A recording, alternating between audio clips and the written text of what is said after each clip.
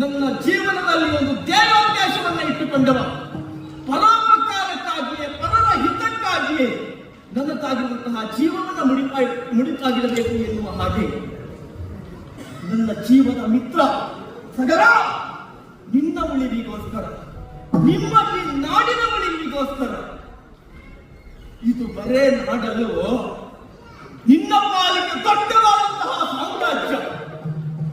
ಅಯೋಧ್ಯೆಯ ಕಡೆಗೆ ಅಲ್ಲ, ಅಯೋಧ್ಯೆಯ ನಾಡಿನತ್ತ ಯಾರಾದರೂ ಕೆಟ್ಟ ದೃಷ್ಟಿಯನ್ನು ಬಿತ್ತಿದ್ದೇ ಆಗುವಂತಾದರೆ ನಮ್ಮಂತಹ ಸೈನಿಕರು ಪ್ರಾಣಗಳನ್ನು ಸಿದ್ಧರಾಗಿದ್ದೇವೆ. ಅಂತಹ ಅಯೋಧ್ಯೆ ನಿನ್ನದಾಗಬೇಕು. ಯಾರೋ ಕೆಟ್ಟವರಿಗೂ ಆಳುವುದಲ್ಲ. ಅದಕ್ಕಂತೂ ದೇವ ಭಾವ ಬರಬೇಕು ಅಂತಾದ್ರೆ ಸದಾ ಅದನ್ನು ನೀನು ಆಳಬೇಕು. ಆ ಕಾರಣಕ್ಕಾಗಿ ನನ್ನದಾಗಿರುವಂತಹ ಪ್ರಾಣ ಲೆಕ್ಕ ಅಲ್ವಾ? ಮತ್ತೆ ನನ್ನ ಪ್ರಾಣ ಹೋಗುವುದಕ್ಕೆ ನಾನು ಲೆಕ್ಕಿಸುವುದಿಲ್ಲ. ಲಲಾಟ ಲಿಖಿತ ರೇಖಾಂ ಪರಿಮಾಷ್ಟಂ ನ ಶಕ್ಯತೆ. ವಿಧಿ ಬರಹದ ಬರಹವನ್ನು ಸ್ವತಃ ವಿಧಿಯಿಂದಲೇ ಅಳಿಸುವುದಕ್ಕಾಗುವುದಿಲ್ಲ. ಈ ಶೈತ್ಯನ ಬದುಕು ಇವತ್ತಿಗೆ ಕೊನೆಯಾಗಲಿ. ಸಂತೋಷದಿಂದ ನಾನು ಪ್ರಾಣ ಬಿಡ್ತೇನೆ, ಸಂತೋಷದಿಂದ ನಾನು ಪ್ರಾಣ ಬಿಡ್ತೇನೆ, ಸಂತೋಷದಿಂದ ನಾನು ಪ್ರಾಣ ಬಿಡ್ತೇನೆ.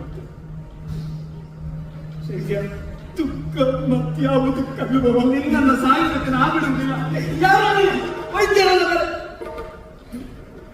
ಯಾರು ಬಂದರೂ ನನ್ನನ್ನ ಮತ್ತೆ ಬದುಕಿಸುವುದಕ್ಕಾಗುವುದಿಲ್ಲ. ನನ್ನ ಮತ್ತೊಂದು ಬದುಕಂತ ಉಂಟು ಮಿತ್ರ ಅಂತೇಳಿ ಹತ್ತಿಲ್ಲ, ಹಲವಿಲ್ಲ. ಇದ್ದದ್ದು ಒಬ್ಬಳೇ ಮಗಳು. ತಾಯಿಯನ್ನ ಕಳೆದುಕೊಂಡವಳು ಬುದ್ಧಿ ಬರುವಂತಹ ಸಮಯದಲ್ಲಿ ಅಮ್ಮ ಎನ್ನುವ ಹಾಗೆ ಅಪ್ಪನನ್ನೇ ಅಪ್ಪಿಕೊಂಡಂತಹ ಜೀವವಾದು. ಈಗ ಇಲ್ಲಿ ಯಾರು ನಿಜಾಂಶ ನನ್ನ ತಂದೆ ಅಳಿದಿದ್ದಾರೆ ಎನ್ನುವಂತಹ ಮರಣ ವಾಕ್ಯವನ್ನು ಕೇಳಿದ್ದೆ ಹೋಗುತ್ತಾನೆ. ಹೇಗೆ ಸಹಿಸಿಕೊಂಡಾಳು? ಯಾರು ಸಮಾಧಾನ ಮಾಡ್ತಾರೋ ಮಿತ್ರ? ಇದೇ